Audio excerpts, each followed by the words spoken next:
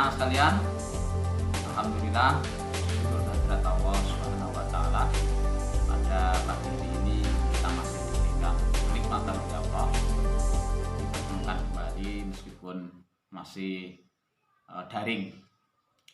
Anak-anak sekalian, rencana minggu ini kita akan melakukan tatap muka, tapi ternyata karena perkembangan COVID-19 masih tinggi dan belum ada rekomendasi dari Kepala Dinas Pendidikan Kabupaten Bojonegoro, maka bersabar dulu sampai nanti ada pengumuman lebih lanjut. Anak-anak sekalian, pada pertemuan kali ini kita akan membahas tema 4, tema 4, subtema 1, globalisasi di sekitarku. Lebih tepatnya nanti kita akan membahas keragaman ekonomi di lingkungan sekitar. Dan sebagaimana biasa, nanti akan di-share video oleh Pak Rahmat, dan tugas anak-anak adalah memperhatikan dengan seksama. Setelah itu anak-anak mengerjakan tugas dari Pak Rahmat. Anak-anak sekalian, mungkin itu sebagai pengantar video kali ini. Sebagaimana biasa, tetap semangat dan tetap semangat belajar agar prestasi anak-anak tetap semakin tinggi dan semakin tinggi. Saya kira itu anak-anak. Wa'alaikum minkum. Assalamualaikum warahmatullahi wabarakatuh. Hari ini kita akan belajar kelas 6, tema 4, subtema 1, pembelajaran 1. Yuk kita mulai pembelajaran kita hari ini. Kita berada di era globalisasi. Dapatkah kamu menyebutkan dan menjelaskan fakta tentang globalisasi yang ada di sekitarmu? Globalisasi memungkinkan beragam produk dari negara lain dapat kita temui.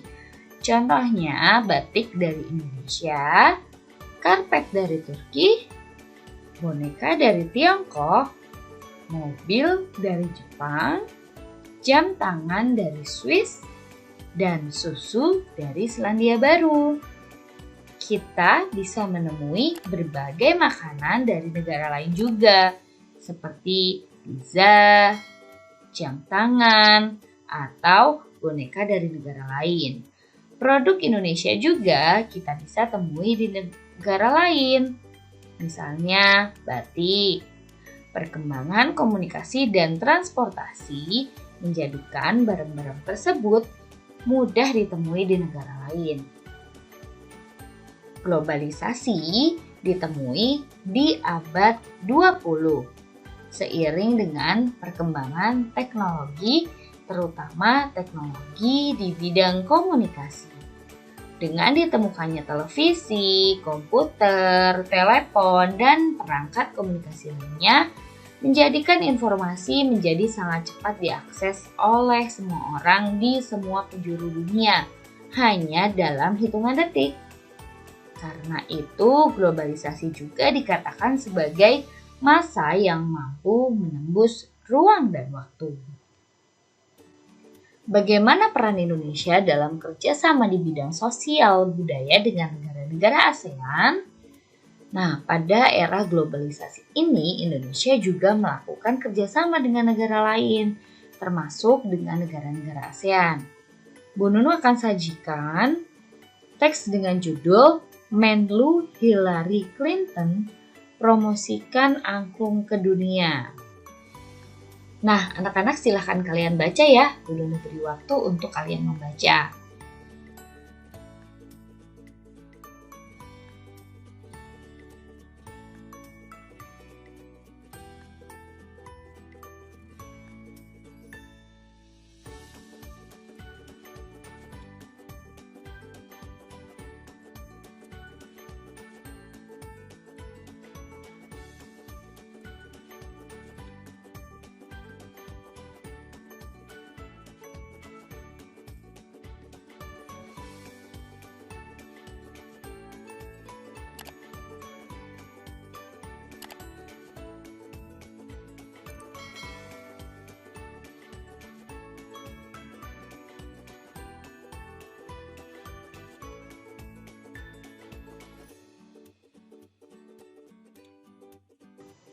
kerjasama Indonesia dengan negara-negara di Asia Tenggara di bidang sosial budaya di masa globalisasi.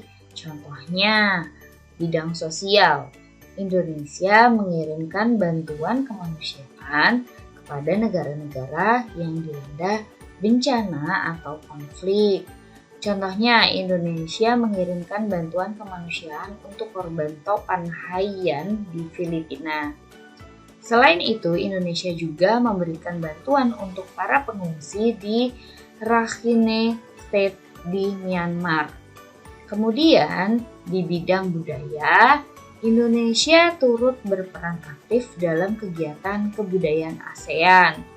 Misalnya mengirimkan tim kesenian untuk mengikuti dan mempromosikan kesenian dan budaya Indonesia ke berbagai negara di dunia.